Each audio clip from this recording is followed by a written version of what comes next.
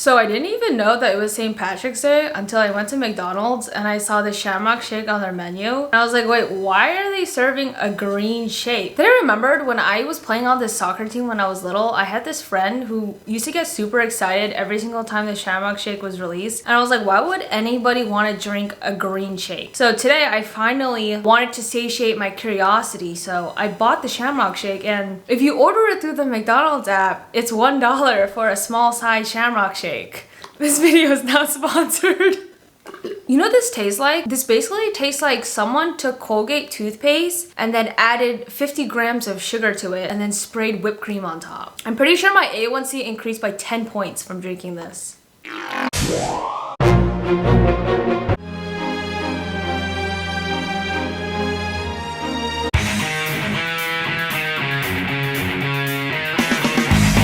On a scale of wrinkled to wrinkled, how wrinkled is this shirt right now? Okay, so originally I had a different video topic planned to film this week because, you know, I am a consistent YouTuber who plans out all of her videos in advance and uploads on a regular basis. But I just currently don't have the mental capacity to film that video right now because it's educational. And so I decided to film on a topic that's more fun and something that will require me activating fewer brain cells. This video is not going to have any educational content or value whatsoever. So if you are one of the few viewers who come to my videos to actually learn something, then maybe you can skip this week's video. The purpose of this video is solely for entertainment purposes, you know, with the hopes that my videos are actually entertaining. You know, these days while I'm here sipping on my Shamrock Shake, I can't help but think back to the past and reminisce of all the really funny and random college stories that may go undocumented if I don't tell them in a YouTube video because there is no footage or any evidence that they actually happened, but they are true and I will try to recall them as correctly and accurately as possible. Let's start with this story. So when I was, say, a junior in college, I was taking this chemical biology class, right? And so because my major was bioengineering, which you guys all know, it wasn't required for the bioengineering majors to take chemical biology or the upper division chemistry classes. But I wanted to take chemical biology because an upperclassman recommended that I take this class because he was like, oh, you know, I think you're really passionate about organic chemistry. I think you would really love seeing the applications of organic chemistry within biology. The reason why I brought up that whole context is because I basically didn't have any friends in the class, right? Because all the people who would take this chemical biology class are chemistry majors. And I had like 2 friends that were chemistry majors, and then the rest of the people that I hung out with were like either CS or bioengineering. So every time I would have a chemistry class that I would take, it would just be me alone solving my problem sets. Cause you know, I had no friends. Anyway.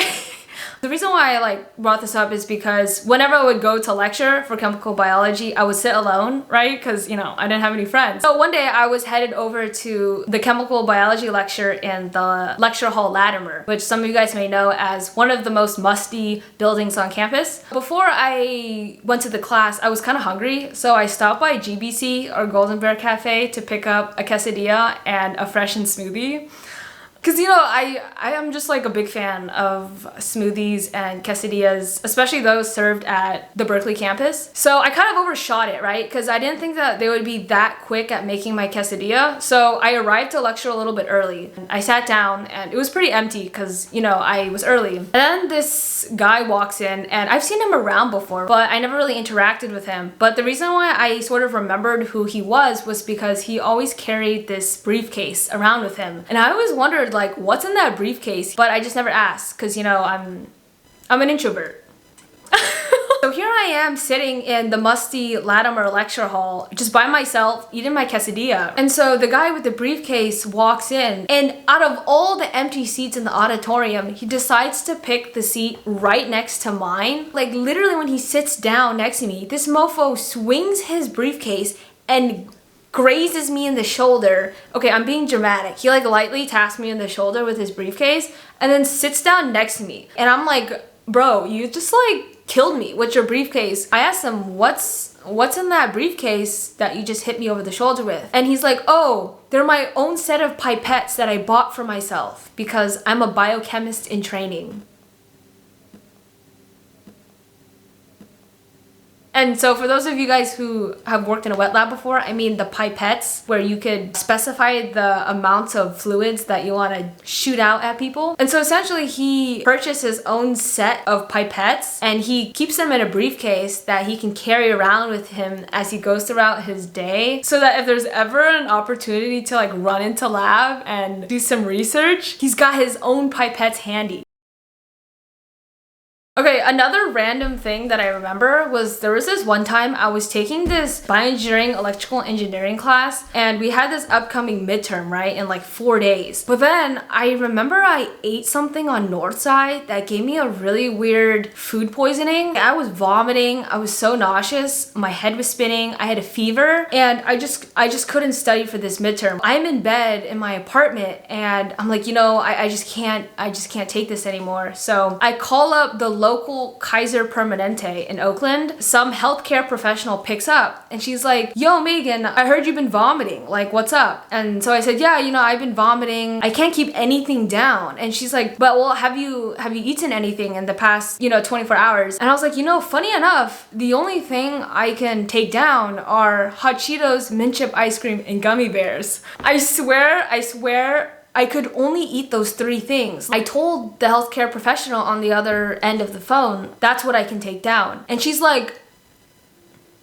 no. So, you know, following this line of food, another thing I can remember is that I had this close friend from high school who went to Berkeley with me, and she's gonna be so excited that I'm talking about her in this video. She was an astrophysics and data science major. You know, the reason why I wanted to maintain that close contact with her was because she worked part-time at this gelato shop in Berkeley called Caravaggio, and she would always give me free gelato. And this gelato was like the best gelato in Berkeley. My favorite flavor was stracciatella. Some of my fondest memories was going to Caravaggio on, say, like a Friday night after studying and taking midterms and getting some free gelato. If you're watching this and you know that shop is still open, definitely go check them out, you know, support their business, and I promise I will pay back that gelato shop one day. This friend and I, we took quantum mechanics class together, and so the problem sets for this class, it would always be due on a Friday at 5 p.m. And I just remember my friend and I, every Friday that a problem set was due, at like 3 p.m. we would text each other and be like, hey, I'll see you in the astrophysics building, top floor, with all the other physics kids. We're gonna get this problem set done. And we would literally just be scrambling to finish these problem sets. And then when it was like 4:59, we would sprint over to the physics building and we would be panting, and then we would stuff our solutions in the box and then look at each other and go, let's get some gelato. So also another really random thing is that Crossroads is this dining hall on Berkeley campus, and I went there once with one of my friends to get dinner, and they were serving orange chicken on the menu, and we were both really excited, right, because we both love orange chicken because, you know, it's super authentic mainland Chinese food. So we went to the Crossroads dining hall, and no joke, their version of orange chicken was chicken nuggets. Like, imagine McDonald's chicken nuggets and then orange sauce drizzled on top. And that was their version of orange chicken.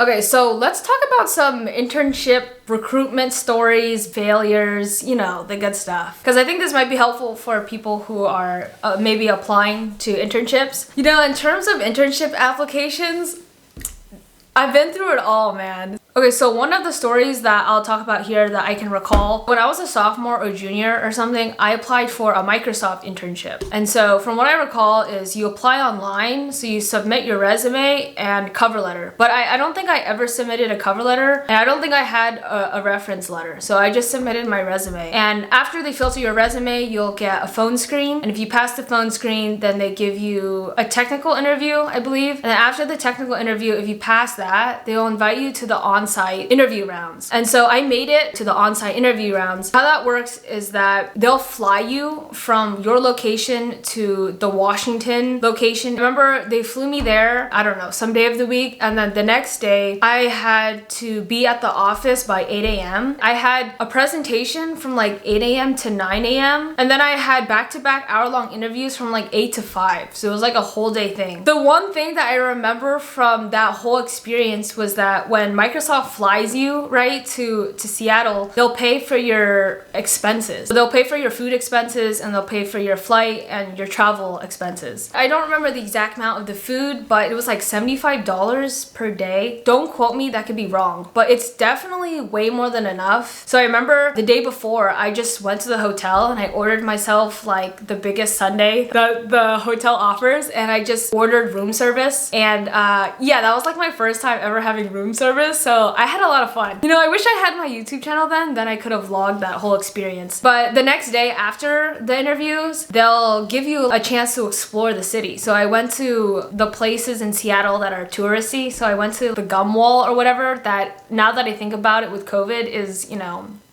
But I remember I was at this boba shop, right, in Seattle, and I was like, oh, there's 3 drinks that I want to buy, but I just don't know which one. But then I was like, wait, I have a food stipend. So then I bought all 3. It was awesome. Like it was a pretty great experience. I think the funniest part of this whole trip, that when I came back to my apartment, I was telling my roommates this story, was that when you're filling out the forms for reimbursement, they have you pick a method of transportation that you would like to take from the airport to the hotel. I remember they had 2 options. The first option was Uber and the second option was black car. I have a phobia of Uber. I'm really afraid to get into a car that's driven by another person. I think it's because I watched the entire series of Taken. Due to this phobia, I selected black car because I was like, okay, anything can be better than an Uber. But I didn't know what a black car was, right? So I get off my flight and I'm at the terminal of the airport and I get a text on my phone saying, Sebastian's here to pick you up. Like, that's not creepy at all, right? Okay, so I'm like picking up my luggage, right, at the airport, and this guy in a formal tuxedo or car driving outfit, I'm not sure how to call it, he comes up to me, he's like, hi, I'm Sebastian, I'm your driver. And he shows me to this black car, but it's not a black car, it's like a Mercedes-Benz limo. And it's like a car that is for important people, right? I get in the car and I was like, okay, am I being kidnapped right now? But I didn't just say that in my head, like I said it out loud, and he heard me and he started laughing. Okay, another story on an internship interview that I had was with Jane Street. Jane Street is a quantitative finance firm located on the East Coast. I had an interview for a quantitative research internship position. So here's a lesson that you could take away from this, is that always schedule and work with your recruiter to schedule an interview at a time that's comfortable for you. Because I remember back then, you know, when I was young and naive, I thought that whatever time that the recruiter gave me, that I should just take it. So I forgot that Jane Street was on the East Coast. So 11 a.m. there is 8 a.m. on the West Coast. And so I agreed to do an internship interview 8 a.m. the day before my birthday when I was like mentally checked out. I remember waking up my roommate, because we shared rooms at the time, and asking her if she could leave the room at 8 a.m. And I remember feeling really bad because she was super tired and she woke up for me and she left the room. I remember I took the interview call like on my bed. So like I was in my bed in my pajamas and I pulled the desk close to me. So I was using the bed as a chair and I was just trying to solve these math problems at 8 a.m. in the morning. I was foggy as hell. And it was like 8 a.m. and I'm like, pigeonhole. Okay, another random internship recruitment experience that I remember was with Google. So I applied for an internship at Google in, I believe, the fall of my sophomore year, and then I heard back like January or something. So I had to do the technical interviews and then the phone screens, and then I got up to a stage where they like to call the host matching stage. So once you pass all the interviews and you prove competence, then they now match you to a team. They have all of these candidates floating in a pool, and then a host matching team will pick candidates from that pool that they believe fit the culture of their team and match their project. And I remember that I matched with the team. So I believe that not all candidates will match. So it's kind of luck at this point. The person who would be mentoring me for that summer called me, and I remember just ditching physics class early so that I can have this phone call with him. He was really nice. We got along, and then in the phone call, he was like, okay, I really like you. Like, we want to move forward. cleared with this internship offer. I'm just going to contact the recruiter to put in the paperwork so that we can give you an offer. And so how it works there is once you finish the host matching stage, they'll now send your entire profile to something they call a hiring committee so that they can put together a package for you that will detail the offers of your internship. So essentially formalize your internship offer. And so the recruiter emails me and she's like, okay, everything is good, we're moving forward, and the next step is we're gonna give you an offer. I remember it was taking kind of a while for me to hear back from the hiring committee, and at this stage it's kind of weird, right? Because what I've heard is that the people who don't pass the hiring committee stage are the people with criminal backgrounds. The only crimes I commit are my jokes on this channel, which didn't even exist at the time. So my background check should have come out cleaner than a baby's bottom. So 2 weeks later, the recruiter reaches out to me and she's like, hey, the hiring committee actually decided to not proceed with your package, and so you will not have an internship offer for this summer. And so at this point, I was in the recruitment process for like 4 months, right? And I asked for feedback, like, oh, is there anything that was a problem with my application? And she said, unfortunately, we are unable to provide feedback, which is totally understandable, actually. But I remember when I got the rejection email, I remember feeling absolutely gutted, as they would say on the Great British Baking Show. I remember just like feeling devastated. Because imagine being in a recruitment process for 4 months and then they tell you you have it, and the last minute they're like, oh, just kidding, you don't have it. And I went to my friend's apartment and she was like, you know what, Megan, it's their loss. And she fed me those really good peanut butter cups from Trader Joe's. I don't know if you guys have ever had them. And looking back, it's hilarious because I don't care now, right? But I will say this. 2 weeks later, after I got the Google internship rejection letter, I got the NASA internship offer. And I know this is a very cliche and overly said phrase, but when one door closes, another one opens. That phrase is actually very true, because now that I look back, one of the most pivotal experiences that I've had in my growth and maturation was the NASA internship. Like I really think that without that internship, I may have never decided to couple computation with chemistry like I decided to do after that summer. And so I say this because for those of you out there who may be facing rejection right now, I guarantee you that something else better is coming. And so another experience in college tangentially related to that NASA internship offer was that in the beginning of my undergrad, I was working in this lab at UCSF. I got to meet some really cool people in that lab. Like, one of my fondest memories was that after lab, we would go to this alcoholic ice cream shop in San Francisco. And so at the time, I was like 18 or 19 years old, right? So I wasn't allowed legally to drink yet. And so I would go with them and they would all order these alcoholic ice cream beverages, and I would order a root beer float because, you know, we don't break the law here. Anyway, the reason why I bring that up is because someone in that lab wrote the letter of rec for me that I submitted to get the NASA internship. Basically, what I'm trying to say is that I'm grateful to the people in the past who have helped me obtain experiences that I otherwise would not have gotten without their help. Okay, I've been talking for such a long time that this turned sort of lukewarm. I cannot make a video about random stories in my time studying engineering at Berkeley without bringing up Kresge. So Kresge, otherwise known as Bechtel, is the engineering library on Berkeley campus. I distinctly remember solving problem sets in my engineering classes with my friends there, and, you know, just struggling and working together with them on solving these problems. And I think that's probably one of the best things about studying engineering in undergrad, if someone here watching this is considering it, is how collaborative it is. So every time the professor would give problem sets to us, he basically assumed that we would work together to solve them. Not necessarily because it's impossible for one person to solve it alone, but because you're more likely to succeed in solving them if you do reach out and work with other people, right? So solving these engineering problems with multiple perspectives is always going to be better than you trying to solve them alone. And so I vividly remember the professor saying, you know, there are maybe over 100 students in this class, but, you know, only around 10 students will come to office hours. And he said, I know it's because those students, when they leave my office hours, they're gonna go out out and they're gonna talk to the remaining 90 students in this class about all the stuff that I told them in office hours. I don't know if people say this, but people say that undergrad is competitive, especially depending on the university that you go to. But overall, I had a pretty positive experience. Like we were always working together, you know, to solve these problems. I never had the experience where there was one person who didn't want to share or help others. All of the people that I met in my classes, and I'm actually grateful for this, is that we all bonded together over the universal suffering that we faced in our classes. Another thing that I remember about this class was that after we would submit the problem sets, the professor would release the solutions. And I remember on the weekends, sometimes I would go to Phil's and with my coffee, I would sit there and I would print out the solutions to the problem sets, and I would sit there sipping my coffee and really try to understand the solutions to these problems. And sometimes, even given the solution to these problems, I still couldn't understand it. Like, there were some problems where the solutions were so complicated, I couldn't even work backwards from the solution to the problem because the math was just so convoluted. Yeah, I just remember being like, damn, what's up? Alright, so let's also talk about the time when I got mugged in Oakland.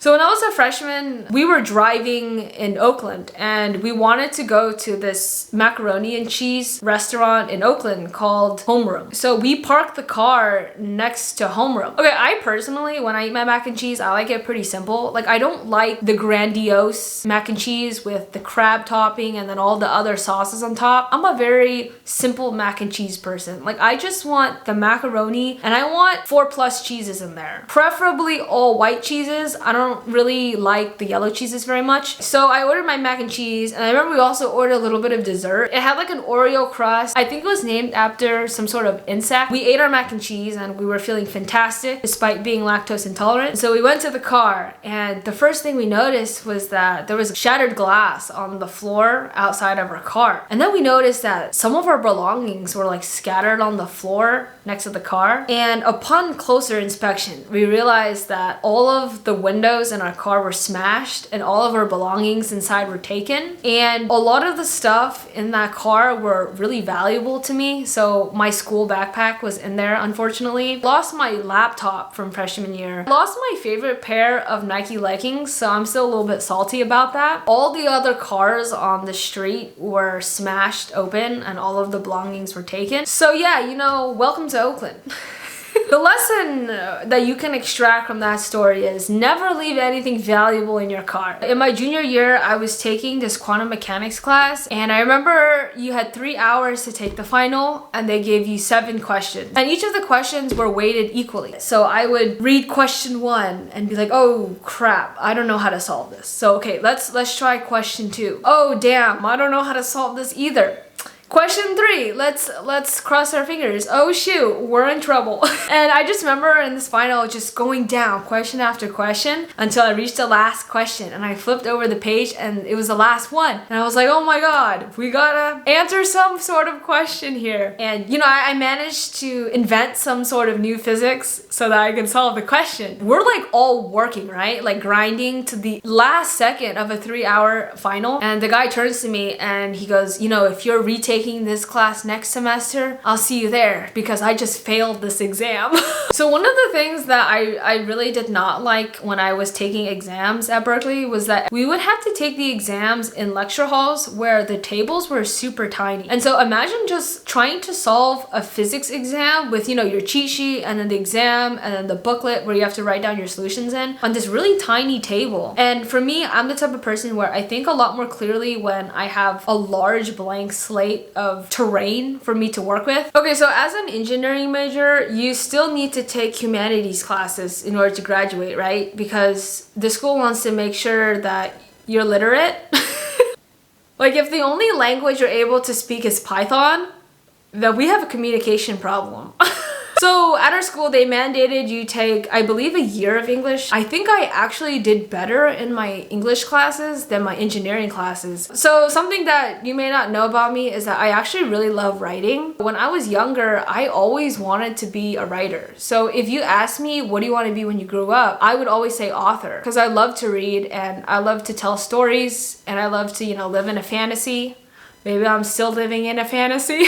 What I loved about the English classes that I took was that they graded your essays based on the amount of original thought that you can produce in your writing and how well you can take that original thought and tie it back to the literature. The English classes were smaller, right? So a majority of the classes at Berkeley were really large, and so it was a very impersonal learning experience because you didn't really have that one-on-one contact with your professor. But for the English classes, they were more intimate. So in my English classes, there were around maybe 12 of us sitting in a circle discussing literature. The English classes that I took were at 8 a.m. unfortunately. My professor was amazing. The professor would just give these really cool and scintillating lectures. You know me, even at 8 a.m. my brain does not work at any time before 10 a.m. but even me at 8 a.m.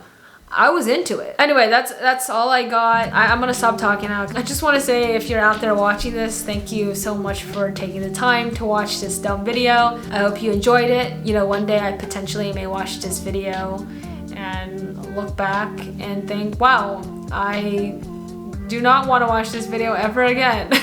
I hope you stay safe, stay cool, and I'll see you next time.